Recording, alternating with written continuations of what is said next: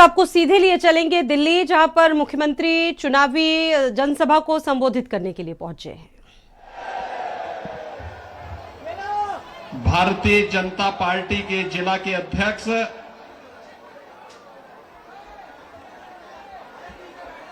श्री राम सिया शरण जी, लोकप्रिय सांसद श्री योगेंद्र चंदोलिया जी,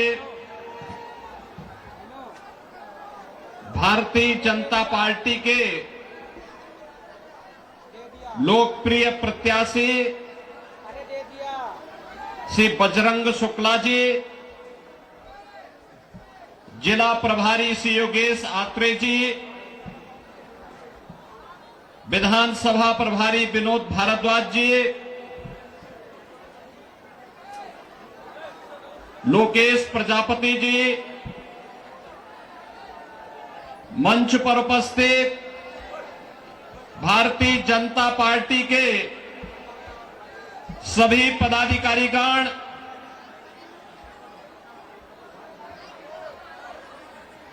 किरोड़ी विधानसभा क्षेत्र से जुड़े हुए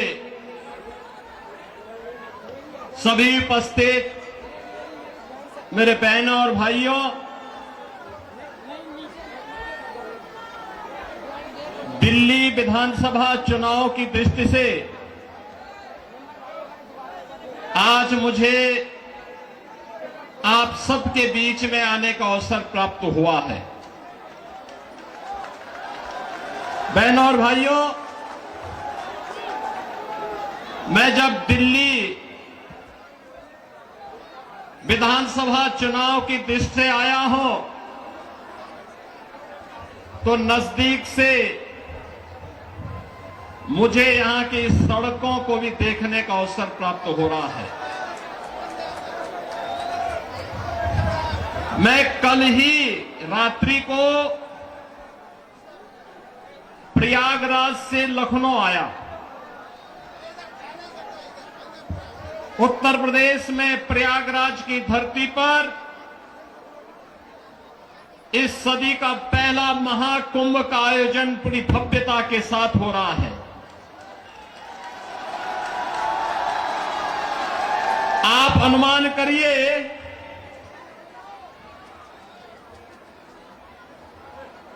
तेरह जनवरी से पौष पूर्णिमा से और आज 23 जनवरी तक इन 10 दिनों में 10 करोड़ श्रद्धालुओं ने प्रयागराज में मां गंगा, मां यमुना और मां सरस्वती के त्रिवेणी के संगम में पावन स्नान करके पुण्य के भागीदार बने हैं। आप प्रयागराज में जाएंगे तो अच्छी शानदार सड़कें मिलेंगी, कहीं गंदगी नजर नहीं आएगा, बिजली पूरी मिलेगी, कनेक्टिविटी चाहे वह सड़क की हो, रेल की हो या फिर हवाई जहाज की, तीनों की बेहतरीन कनेक्टिविटी प्रयागराज के लिए उपलब्ध रहेगी। बहनों और भाइयों, एक और प्रयागराज मां गंगा के तट पर लगने वाला इस सदी का सबसे बड़ा महाकुंभ, प्रधानमंत्री मोदी जी के विजन के अनुरूप देश और दुनिया से आने वाले श्रद्धालुओं को न केवल आकर्षित कर रहा है बल्कि पुण्य का भागीदार भी बना रहा है। नमामि गंगे परियोजना के बाद मां गंगा की अविरल और निर्मल धारा का दर्शन देश और दुनिया कर रहा है, संगम में स्नान कर रहा है। कल आपने देखा होगा उत्तर प्रदेश सरकार के मेरे सभी मंत्रीगण, 54 मंत्री मेरे साथ प्रयागराज के संगम में एक साथ डुबकी लगाए हैं, एक साथ डुबकी लगाए हैं। पुण्य के भागीदार बने हैं। हम सब सौभाग्यशाली हैं कि देश और दुनिया से आने वाले श्रद्धालुओं की सेवा करने का इस महाकुंभ के बहाने हमें अवसर मिला और उत्तर प्रदेश को नजदीक से देखने का अवसर इन सभी पूज्य संतों को, श्रद्धालुओं को प्राप्त हो रहा है।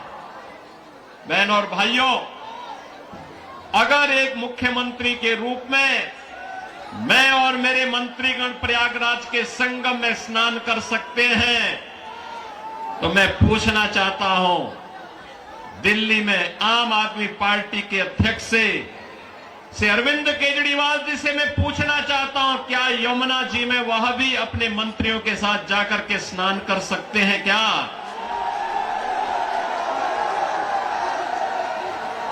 अगर उनमें नैतिक साहस है तो उनको इसका जवाब देना चाहिए। यमुना मैया को एक गंदे नाले के रूप में बदलने का अपराध क्या उन्होंने किया है कि नहीं किया है? और अगर वह व्यक्ति इस बात का अपराधी है तो फिर मुझे नहीं लगता है कि जनता की जनता जनार्दन की इस अदालत में उन्हें कोई माफी दी जानी चाहिए। वह माफी के हकदार नहीं हो सकते। बहनों और भाइयों, आज जब हम लोग दिल्ली की स्थिति को देख रहे हैं, ये राष्ट्रीय राजधानी है और राष्ट्रीय राजधानी में एनडीएमसी के क्षेत्र को छोड़ दें, शेष दिल्ली में क्या स्थिति है सड़कों की, शेष दिल्ली में क्या स्थिति है सीवर की, शेष दिल्ली में क्या स्थिति है स्वच्छता की और क्या स्थिति है पेयजल की। ये बुनियादी सुविधाएं होती हैं, ये बुनियादी सुविधाएं होती, हर नागरिक का अधिकार होता है इन सभी सुविधाओं पर। याद करिए, आज से एक दशक पहले तक लोग याद करते थे, सुविधा प्राप्त करने के लिए दिल्ली आने की बात करते थे, सुविधाओं के लिए दिल्ली आते थे। अच्छी सड़क देखनी हो, मॉडल देखना हो, मेट्रो का मॉडल जो स्वर्गीय अटल बिहारी वाजपेयी जी ने प्रारंभ किया था, उसे देखने के लिए पूरा देश दिल्ली आता था। सड़कों की बात होती थी, दिल्ली आता था। स्वच्छता की बात होती थी, दिल्ली आता था। कोई नया कार्य होता था, उसको देखने के लिए लोग दिल्ली आते थे। लेकिन बहनों और भाइयों, आज क्या स्थिति है, क्या बना दिया है? सड़क पे गड्ढा है या गड्ढे में सड़क है, कोई पता ही नहीं लग रहा है। मैं जब से चल रहा हूं यही दिल्ली के अंदर देख रहा हूं। बहनों और भाइयों, ये हमने खिलवाड़ करने की छूट एक व्यक्ति को और उनके गिरोह को क्यों दे दी है? स्वच्छता की स्थिति कितनी दुर्गतिपूर्ण है। कूड़ा का ढेर पड़ा हुआ है, गंदगी का ढेर पड़ा हुआ है। दिल्ली राष्ट्रीय राजधानी के अंदर इस प्रकार की दुर्गति हो, सीवर बह रहा सड़कों पर, हमारे वाहनों को भी उसी सीवर के बहते हुए सीवर से गुजरना पड़ा। और अभी तो पेयजल का भीषण संकट आने वाला है। दिल्ली में आम आदमी पार्टी की सरकार का पाप का भुक्तभोगी हमारी पावन मथुरा वृंदावन के श्रद्धालुओं को और संतों को भी उठाना पड़ता है। वहां मां गंगा एक गंदे नाले में बदल करके जाती है। जब भी नमामि गंगे परियोजना के अंतर्गत मां यमुना की शुद्धता की बात आई, स्वच्छता की बात आई, तो अरविंद केजरीवाल एंड कंपनी ने कोई सहयोग नहीं किया। ये सहयोग नहीं करना चाहते, कोई विकास का कार्य नहीं करना चाहते, किसी विकास की परियोजना का मौके पे जाकर के भौतिक सत्यापन नहीं करना चाहते। जनता को बुनियादी सुविधा मिले, उसका अधिकार प्राप्त हो, ये वे काम नहीं करना चाहते। इनका तो एक ही कार्य है, प्रातः काल होते ही सोशल मीडिया पर झूठे ट्वीट करना, झूठी फिल्मों का प्रदर्शन करना, झूठे प्रेस वक्तव्य और प्रेस वार्ता के माध्यम से केवल गुमराह करने वाले वक्तव्यों को देना। जितना समय झूठ बोलने की एटीएम के रूप में आम आदमी पार्टी और उनके नेता समय बर्बाद करते हैं, ये झूठ का एटीएम बनने की बजाय अगर उन्होंने जनता की जन सुविधा और विकास के बारे में सोचा होता तो 10 वर्ष में दिल्ली की कायाकल्प हो गई होती, दिल्ली बदल गई होती। लेकिन बहन और भाइयों, दिल्ली बदलने की नहीं, इन लोगों ने दिल्ली को तो एक कूड़ा घर बना दिया है, दिल्ली को अव्यवस्था का एक अड्डा बना दिया है। आजकल मैं सुन रहा हूं अपने भाषणों में से अरविंद केजरीवाल जी बार बार उत्तर प्रदेश की चर्चा कर रहे हैं, लेकिन उनको भूलना नहीं चाहिए अब मॉडल के रूप में उत्तर प्रदेश को लोग देख रहे हैं। मैं पूछना चाहता हूं, दिल्ली के अंदर भी ओखला औद्योगिक क्षेत्र है और पिछले 10 वर्ष में उद्योग ना के बराबर लगे हैं, कोई सुविधा नहीं, कोई सुविधा नहीं। आम आदमी पार्टी ने एक सुनियोजित साजिश के अंतर्गत ओखला दिल्ली के अंदर उद्योग तो नहीं लगने दिए, कोई रुचि भी नहीं ली, लेकिन इसमें बांग्लादेशी घुसपैठियों को, रोहिंग्या को जरूर बसाने का काम किया है। आम आदमी पार्टी के नेताओं के घर में आधार बनाने की मशीन के माध्यम से आधार बांटे जाते हैं इन बांग्लादेशी घुसपैठियों को, और दूसरी तरफ उत्तर प्रदेश में न्यू ओखला के रूप में नोएडा की तस्वीर भी आप सबके सामने है। आज आप जाइए दिल्ली की सड़कों को और नोएडा की सड़कों को जाकर के देखो, जमीन आसमान का अंतर नजर आएगा। दिल्ली की सड़कों को और गाजियाबाद की सड़कों को जाकर के देखो, जमीन आसमान का अंतर नजर आएगा। उत्तर प्रदेश के शिक्षण संस्थानों को, उत्तर प्रदेश के मेडिकल कॉलेजेस को और दिल्ली के अंदर यहां की राज्य सरकार के द्वारा चलाए जाने वाले वे जर्जर विद्यालय के भवनों को देख करके आप अंदाजा लगा सकते हैं कि बच्चों के भविष्य के साथ इनका व्यवहार क्या है। बहनों और भाइयों, एक सुनियोजित साजिश के तहत दिल्ली की जनता को तो इन्होंने जन सुविधाओं से वंचित रखा ही,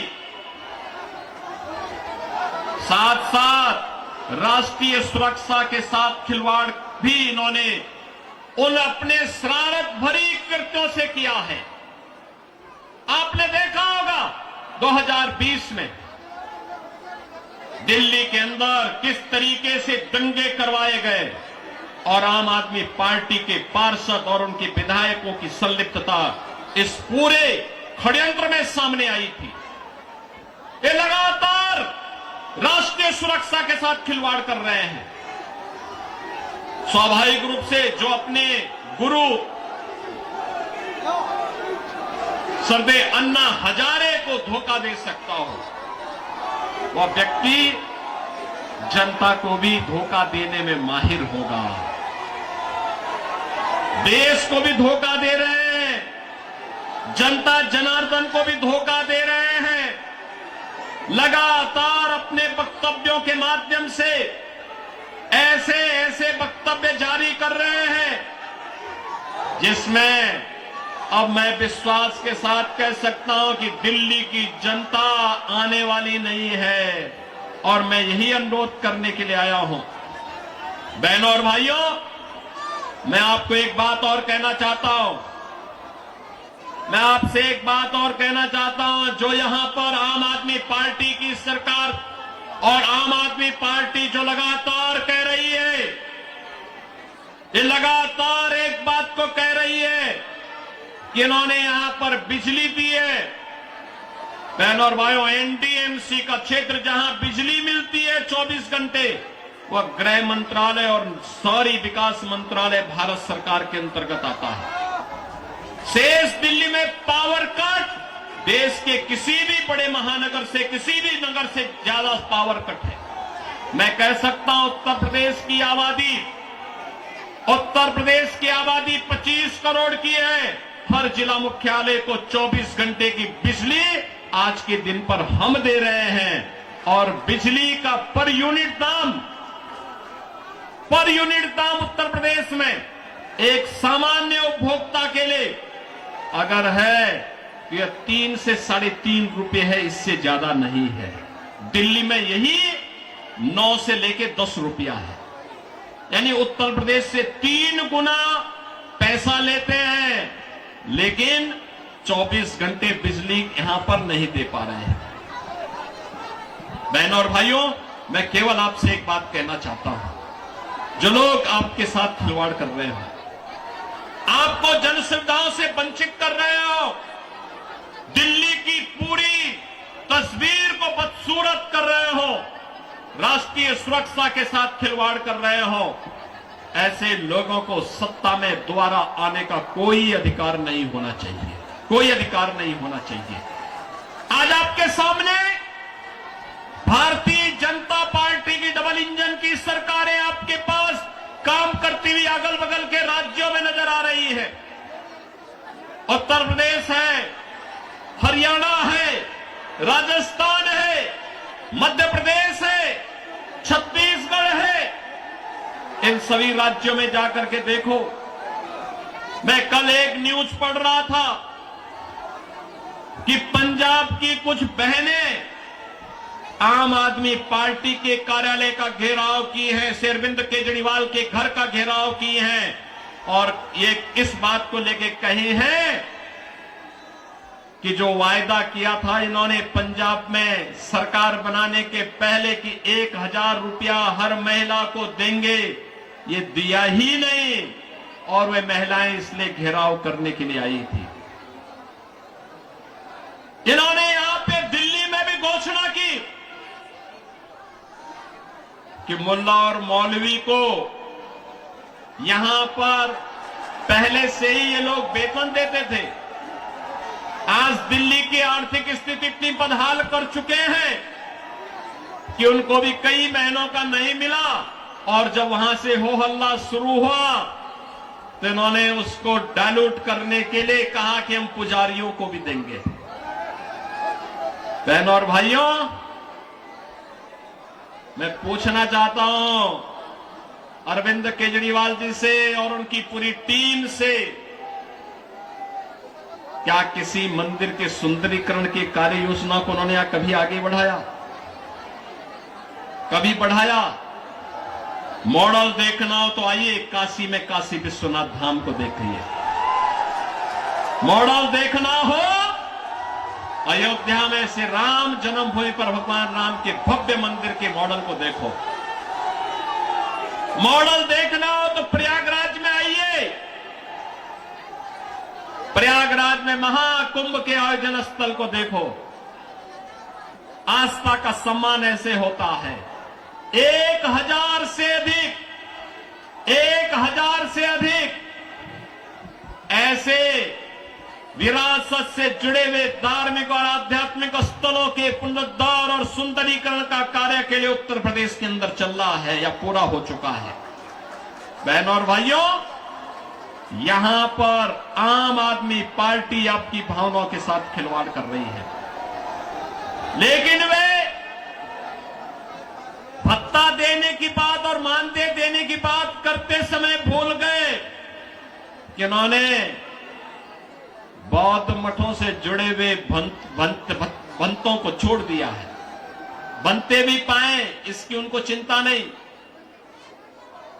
भगवान वाल्मीकि के समय से वाल्मीकि समुदाय से जुड़े हुए तमाम हमारे संत वाल्मीकि मंदिरों में पूजा अर्चना करते हैं, उनको उन्होंने भुला दिया, उनके एजेंडे में कहीं नहीं।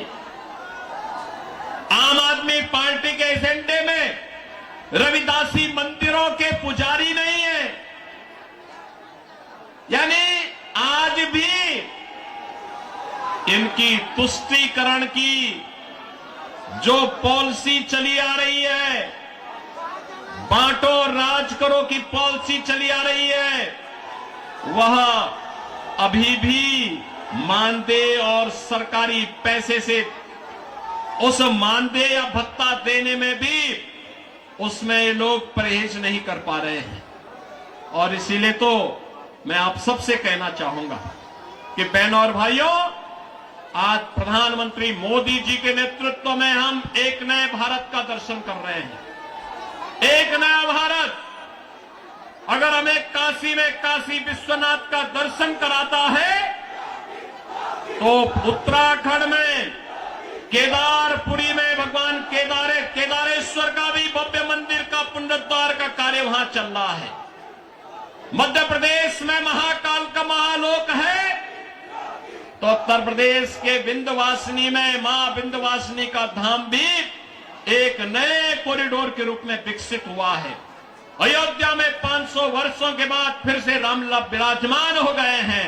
और इस अवसर पर मैं आप सबसे अपील करना चाहूंगा, यह समय है, जैसे उत्तर प्रदेश डबल इंजन सरकार का लाभ प्राप्त कर रहा है, एक साथ एक स्वर में सभी सरकारें मिल करके विकास को ध्यान में रख करके, युवाओं के भविष्य को ध्यान में रख करके, अन्नदाता किसानों के भविष्य को ध्यान में रख करके, बहन और बेटियों की सुरक्षा को ध्यान में रख करके, व्यापारियों की सुरक्षा को ध्यान में रख करके अपना कार्य कर रही है। ऐसे ही दिल्ली के अंदर भी भारतीय जनता पार्टी नेतृत्व की डबल इंजन सरकार आनी चाहिए, और डबल इंजन सरकार की शुरुआत आपने कर ली है। आपने कर ली है। याद करिए, जब से अरविंद केजरीवाल और उनके मंत्रियों को भ्रष्टाचार के मामले में जेल में बंद किया गया था, जेल से जमानत पे छूटने के बाद इन्होंने कहा था कि जनता जनार्दन फैसला करेगी। अरे जनता जनार्दन ने तो लोकसभा चुनाव में फैसला कर लिया है। दिल्ली में 100% रिजल्ट प्रधानमंत्री मोदी जी के साथ रहा। चंदौलिया जी को आपने यहां से अपना सांसद चुन करके भेजा, देश की संसद में भेजा है।